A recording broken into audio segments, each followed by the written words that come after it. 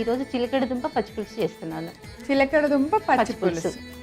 అంటే మన బోనాలు స్పెషల్ కాబట్టి మనం బోనాల్లో రెగ్యులర్గా చింతపండు చేసే పచ్చిపులుసు కాకుండా కొంచెం డిఫరెంట్గా అంతేగా. సో అనమాట ఈరోజు అంటే ఇలా పచ్చి పులుసులు ఇవి డెఫినెట్గా మనం దప్పలం ఈ పండగప్పుడే తింటూ ఉంటాం అనమాట. రెగ్యులర్గా పెడితే ఇదేం కూర ఇవెందుకు ఇప్పుడు అంటుంటాము. సో అందుకే ఈరోజు మనందరికీ మన ట్రెడిషన్ గుర్తు చేయడానికి చిలకడ దుంపతో పచ్చి పులుసు వెరైటీగా అండ్ డిఫరెంట్గా చేయబోతున్నారు. రెసిపీ ఎలా చేయాలో మీరు చెప్తే మనకి స్టవ్ వెలిగించేసి ఒక బాండి పెట్టేసి చాలా ఈజీ ప్రాసెస్. అంటే ఈ బోనంలో పెట్టేవి అన్నీ కూడా ఈజీగానే ఉంటాయి. అయితే మనం బోనం రెడీ చేసుకోవటము అందరు ట్రెడిషనల్గా రెడీ అయిపోతారు అనమాట. బోనాల పండుగ అంటేనే ఫుల్ ట్రెడిషనల్ పట్టు చీరలు, ఆ బోనం అమ్మవారిని చక్కగా అలంకరించడం, దీపాలు పెట్టుకోవటం. అసలు మనకి ఏరియాలలో సండే వచ్చింది అంటే పండుగ అంతా హైదరాబాద్లోనే ఉంది అని అనిపిస్తుంది. ఇంకా టెంపుల్స్ దగ్గరికి వెళ్తే ఇంకా చెప్పక్కర్లేదు. మనం బోనం అమ్మవారికి సమర్పించాలంటే పెద్ద పెద్ద క్యూలు.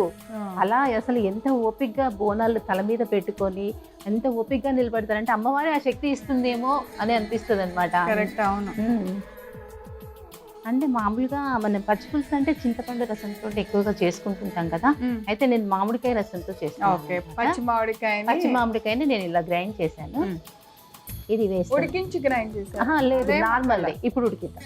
అంటే ఉడికించి గ్రైండ్ చేసి అలా కూడా తీసుకోవచ్చు. పచ్చి మామిడికాయ పీల్ తొక్క తీసేసి ముక్కలు కట్ చేసి గ్రైండ్ చేసేస్తాను. ఇందులో కొంచెం వాటర్ వేయండి.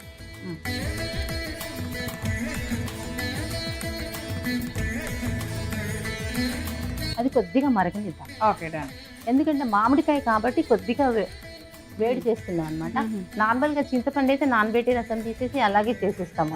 మనకి చింతకాయతో చేస్తా, చింతకాయలైనా సరే మనం ఉడకబెట్టి తీసుకోవాల్సిందే. మామిడికాయ అయినా కూడా ఉడకబెట్టి రసం తీసుకొని అది చల్లగైన తర్వాత ప్రాసెస్ స్టార్ట్ చేసుకోవాలి.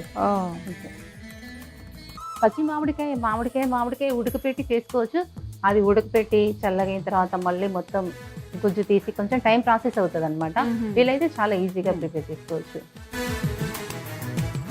అది ఒక ఉడికి రాగానే పక్కన పెట్టేసి తాలింపు. సో పచ్చి మామిడికాయని ముక్కలా కట్ చేసి జ్యూస్ తీసేసి దాన్ని మనం ఒక ఉడికించేసి పక్కన పెట్టేసుకోవాలి. చాలా పక్కన పెట్టి సో ఇప్పుడు ఇదే స్టవ్ మీద తాలింపు.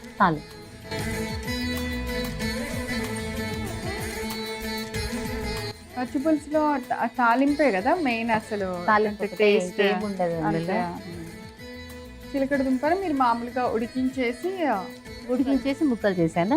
కట్టెల పొయ్యిలు ఉంటే పొగులలో అలా కాల్చేవాళ్ళం అనమాట. నార్మల్గా స్టవ్ మీద పెట్టి కూడా కాల్చుకోవచ్చు. కాకపోతే ఇప్పుడు చిలకడ దుంప సైజు ఇంతలా వస్తున్నాయి. మనకు సన్నగా ఉంటే స్టవ్ మీద పెట్టి కాల్చుకుంటే చాలా బాగుంటుంది. కానీ చాలా పెద్ద సైజు ఉన్నాయి కాబట్టి నేను ఉడికించాను.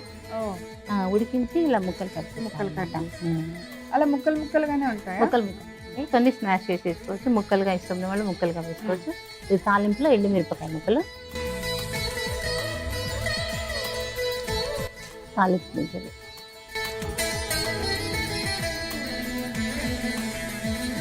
స్టవ్ ఆఫ్ చేసి వేసుకుంటాను.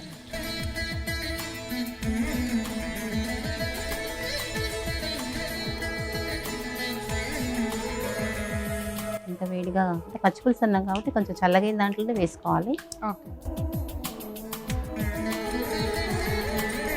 ఇప్పుడు ఇందులో మనం ముందుగా ఉడికించి ముక్కలు చేసుకుందాము.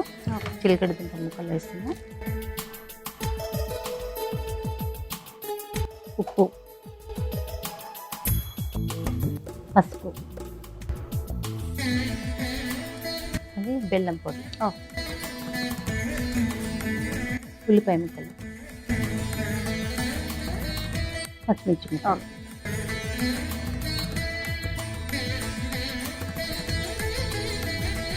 ఇప్పుడు తాలింపు ఇందులో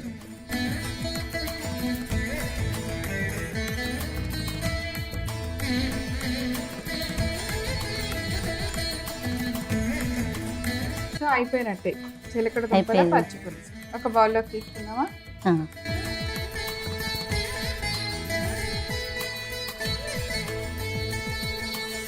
అమ్మవారికి బోనంలో పెట్టే పచ్చిపులుసు రెడీ అయిపోయింది. టేస్ట్ చేయండి ఎలా ఉందో. తప్పకుండా.